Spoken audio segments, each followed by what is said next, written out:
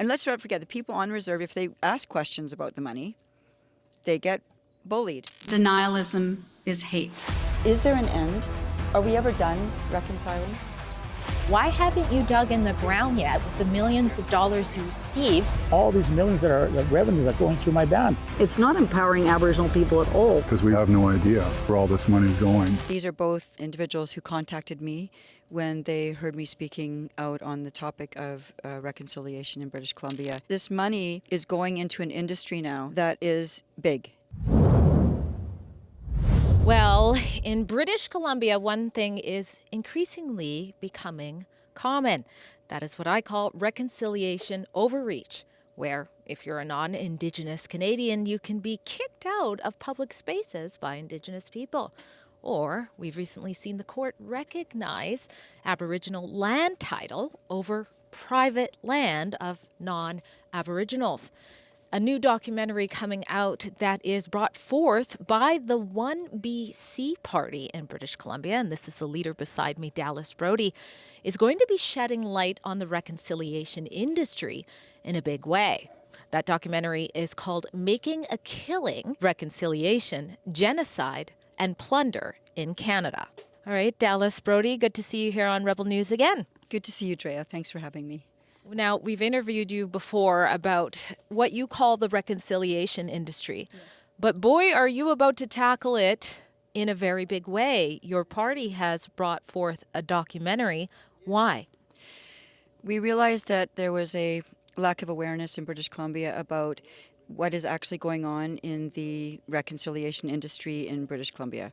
People aren't aware of the magnitude of what's going on, and this has been brought on by what's called UNDRIP, the UN Declaration of the Rights of Indigenous Peoples, and DRIPA, the Declaration on the Rights of Indigenous Peoples Act, which is the act that brought UNDRIP directly into British Columbia and changed things completely in our province. That's true. We have a website called stopundrip.com if you're unfamiliar with it. But basically, it's an aspirational framework that British Columbia was the first jurisdiction to adopt and incorporate as law, looking at what is sort of this utopian way for Indigenous rights and excluding elsewhere. But something I noticed from some of the trailers, we've played one trailer already, is that it seems like you even got voice from an Indigenous person, which I know is hard to do. I've had a couple anonymous ones come forward, but tell us a little bit about what you found while you were going and getting information from this documentary from Indigenous Canadians. Well, we have two Indigenous men in the documentary who speak to us. One is a member of the Lower Kootenay Band. One is a member of the Musqueam Band. And these are both individuals who contacted me when they heard me speaking out on the topic of reconciliation in British Columbia and problems that are afflicting Indigenous people in our province.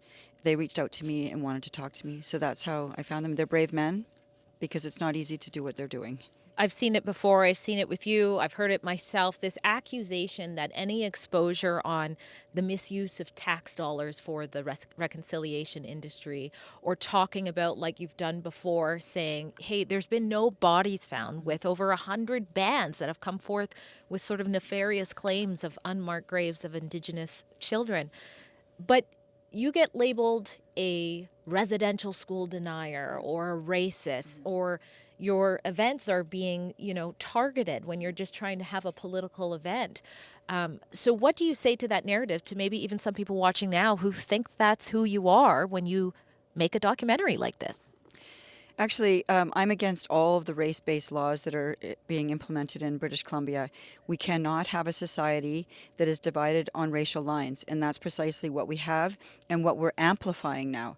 We are putting these race-based laws on steroids with DRIPA. In fact, we've done it, and it's happening, and it's extremely dangerous to the province's well-being, and it's hurting the 96% of people who aren't Indigenous, and a lot of the people who are Indigenous who aren't able to participate in the bounty of all of this. These names, you get called these names because I really feel the powers that be do not want this topic discussed. This is literally a money train. We have seen a transfer of money, wealth, and money, land, and power to a degree that we've never seen since the announcement of the Kamloops gravesite that to this date no bodies have been found. So this has delivered a huge uptick in transfer of money, wealth, and power. And we're currently working on getting the exact numbers of how much it's ballooned in the last few years. Now, there's so much happening. I have seen, from covering this issue for a handful of years now, I have seen that the public seems to be ready to talk about this. They're starting to notice, if I can't read a street name in my own country because it's not in the English language or the French language, we've got a little bit of a problem here. But for people who are maybe just starting to go, okay, maybe there is something to this, what is one sort of core issue that you think they need to be aware of that you touch on in the documentary? One of the main things that I want people to understand is that the money that's going across is not benefiting the average Indigenous people who are living on reserves and off reserve.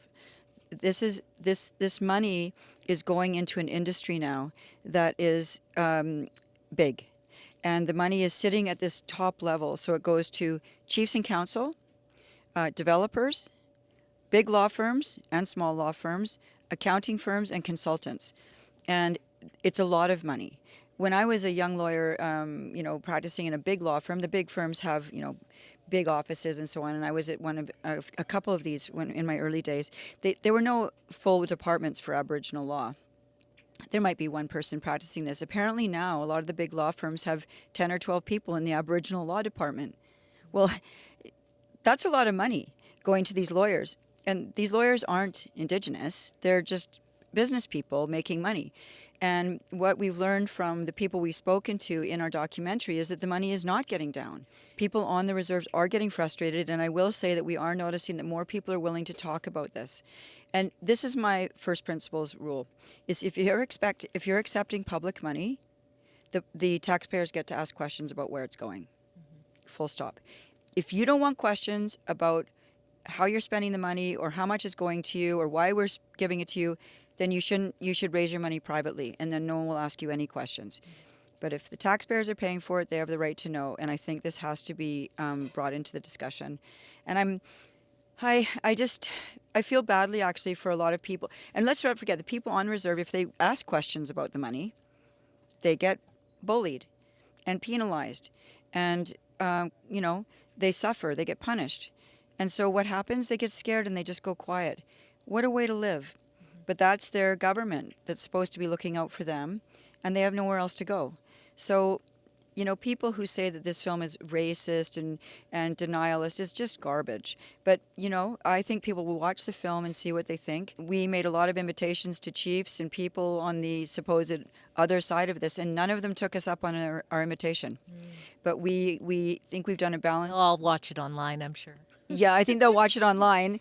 And I think one exciting thing that will come out of it is I think that a lot of the interviews we did went on for an hour. These were amazing interviews. So I'm thinking that after the main documentary comes out, we might do some mini docs and say, would you like to hear more from A, B, and C? And say, this is a full hour of interview. If you want to hear more from this person, I think people are going to want to hear the full interview with some of these people. Well, it was an honor to be asked to be a part of the documentary because I'm all for, bringing Canadians together and putting our funds, our tax dollars, to what is actually helping people. And we do know that the Indigenous community does need actual help. And so I'm really hoping this documentary will get us closer to achieving that. Now, I'm asking for myself and everybody else watching, when and how can we watch this documentary? Well, firstly, we believe it's going to be released in the second half of October, and we will be having it released. We're going to have a private screening in advance, and then it's going to come out on YouTube under the name 1BC Caucus. And if you go there, you can hit the bell, and you will get notification when it comes out. And it will also be airing on my X account, which is Dallas_Brody. So it'll be there. Well, there you have it. Dallas Brody, leader of the 1BC party. I'm Drea Humphrey for Rebel News. At Rebel News, we're not afraid to bring you important truths about what is negatively impacting all Canadians, and that includes the reconciliation industry.